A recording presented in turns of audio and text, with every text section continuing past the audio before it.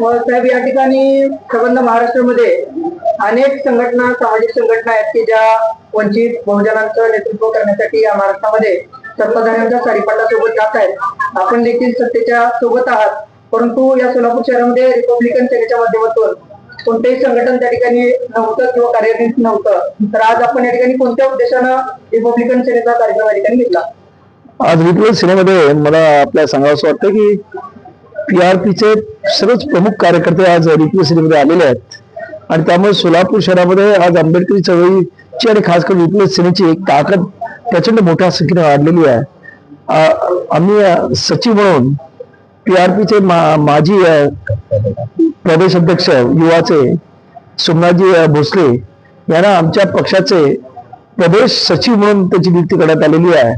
त्याचबरोबर जिल्ह्याचे अध्यक्ष म्हणून ज्यांनी काम आतापर्यंत केलं ते अमित कांबळे यांची आम्ही आज रिपब्लिकन सेनेचे सोलापूर लोकसभा क्षेत्राचे प्रमुख या पदी नियुक्ती केली आणि त्याच्याबरोबर असंख्य कार्यकर्ते आले. हळूहळू दोघंही त्या सर्व कार्यकर्त्यांना देतील आणि वेगळ्या पदावरती देतील आणि करण्याचं कारण म्हणजे आंबेडकरी चळवळ गतिमान करण्याचा आमचा प्रयत्न आहे. आज तुम्ही मगाशी म्हणाल की तुम्ही सत्तावाल्यांबरोबर आहात, म्हणजे आम्ही सत्तावाल्यांबरोबर नाही, परंतु आज आंबेडकरी चळवळीमध्ये कार्यकर्ते ज्याने अनेक वर्ष रस्त्यावरचा संघर्ष केला आहे परंतु त्याला कसल्याही प्रकारचा आतापर्यंत सत्तेचा उपभोग भेटला नाही, त्यांच्यासाठी काहीतरी करावं, त्यांना कुठेतरी सत्तेवरती पाठवावं या हेतूने आम्ही युती केली होती. अजूनही आमचा तो प्रयत्न आहे की कुठेतरी सत्तेमध्ये ह्या सर्व छोट्या मोठ्या कार्यकर्त्यांना सहभाग मिळावा आणि तो माझा प्रयत्न राहणार आहे आणि त्याच्यातून आंबेडकरी चळवळीतला कार्यकर्ता सक्षम व्हावा ही आमची अपेक्षा आहे. तुम्ही म्हणता की सत्तेमध्ये जायचं आहे, संघर्ष करायचा आहे, राज्यसभेच्या खासदारकीसाठी तुमचं नाव चर्चेत असताना देखील मला स्वतःला ऐका मला ऐका ना, जेव्हा आम्ही हे केलं तेव्हा फक्त एवढीच आमची अट होती की आमच्या कार्यकर्त्यांना तिथे स्थानिक लेवलवरती सत्तेमध्ये ऍडजस्ट करून घ्या आणि हीच आमची मागणी आहे आणि ते हळूहळू होईल. आपल्याला ते नाही राज्यसभा वगैरे राज्यसभा आमदारकी आम्ही मागितली नाही, त्यामुळे चॉकलेट दाखवलं. चर्चेत ऐका पत्रकार मंडळी कोणाची नावं घेत राहतात ती त्यांचा विचार करण्याची वेळ असते, त्यांचं आकलन असतं.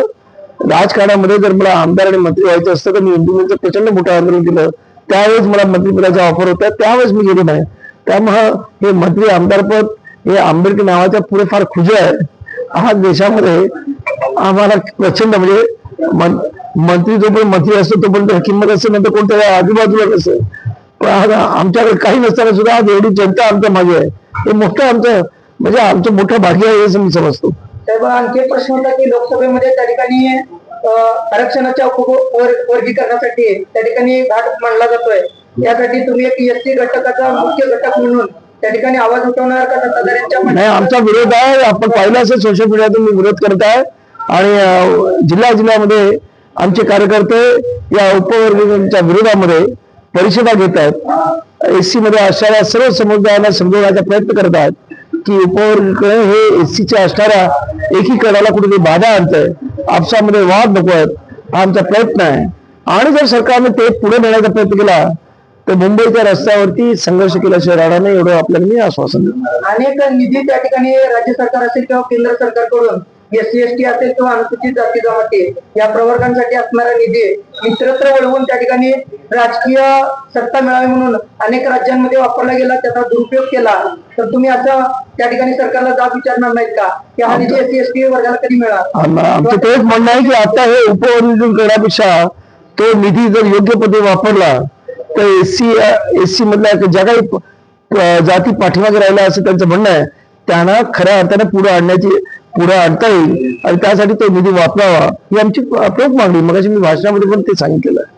उच्च शिक्षणासाठी अनेक मुलं आहेत SC कॅटेगरीमध्ये जी परदेशामध्ये PhD आणि तत्सम पद्धतीचं शिक्षण करण्यासाठी जात आहेत, परंतु त्यांना जी फेलोशिप त्या ठिकाणी मिळते ती सरकारकडून अद्यापही मिळत नाही आणि स्कॉलरशिप देखील विद्यार्थ्यांच्या खात्यावरती जमा होत नाही, परंतु तो निधी लाडक्या बहिणीसाठी कुठेतरी वापरला जातोय असं म्हणतात. हे खरं आहे का सत्ताधारी म्हणून ऐकताना? नाही, अत्यंत दुर्दैवी आहे की जो SC STचा बजेट मधला निधी आहे तो नुसताच लाडकी बहीण इतर अनेक ठिकाणी वापरला जातोय आणि त्यामुळं जो निधी खऱ्या अर्थाने SC मधल्या असणाऱ्या जातींच्या उत्थानासाठी मिळाला पाहिजे तो मिळत नाही.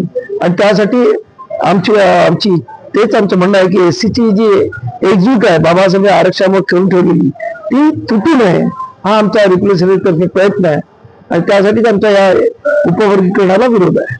महायुतीचा घटक पक्ष म्हणून रिपब्लिकन सेना त्या ठिकाणी सत्तेमध्ये आहे, परंतु मागे झालेल्या स्थानिक स्वराज्य संस्थेच्या निवडणुकीमध्ये कुठेही त्या ठिकाणी रिपब्लिकन सेनेला उमेदवारी मिळाली नाही किंवा आरक्षित घटकांवरती उमेदवारी मिळाली नाही. तरी पण तुम्ही त्या ठिकाणी सत्तेच्या पाठीमागं लालसेपोटी आहात की काही महत्वाचे आहात? आम्ही बघा सत्तेपोटी नाही, आम्ही कार्यकर्त्यासाठी मगाशी सांगितलं की कार्यकर्त्यांना आंबेडकर चळवळीतला कार्यकर्ता आजपर्यंत रस्त्यावरची लढाई लढत राहिलेला आहे, त्याला काही बिचारा मिळालं नाही. इतर अनेक पक्षामधले कार्यकर्ते ज्यांचे म्हणजे आंबेडकर चळवळीतल्या कार्यकर्त्यांसमोर काही नगण्य आहेत, ते आज आमदार आणि खासदार झालेले आहेत. त्या आंबेडकर चळवळीतला हा जो सक्षम कार्यकर्ता आहे त्याला खऱ्या अर्थानं समृद्ध करणं, त्यांना सत्तेपर्यंत घेऊन जाणं हे रिपब्लिकन सेनेचं ध्येय आहे. आणि त्यासाठी म्हणून आम्ही आहोत. परंतु आम्ही आज सुद्धा आमच्या ज्या भूमिका आहेत, आम्ही जेव्हा विरोध करायचा आम्ही सत्ताधाऱ्यांनी आणलेल्या या उपवर्गीकरण आमचा विरोध आहे. त्यामुळे आमचे धोरणं, आमचं जो एम आहे आंबेडकर विचारावरती आमची ठाम निष्ठा आहे, त्या पद्धतीने आमचं चाललेलं आहे. काही सूत्रांकडून गोपनीय माहिती कळते की आपण पुन्हा एकदा विधान परिषदेचं त्या ठिकाणी आता विधानसभा परिषद झालं ना, झालं संपलं. आता कधी अरे ते आता ते राज्यपालाच्या भरतील तेव्हा आपण बघू. आता सध्या ते भरून झालेले आहेत. त्यामुळं हे काही पत्रकारांचे काय ते नाही दृष्टी नाही, त्यांचे कल्पना विलास जे काय करतात ते त्यांच्याकडे जावं ही सदिच्छा.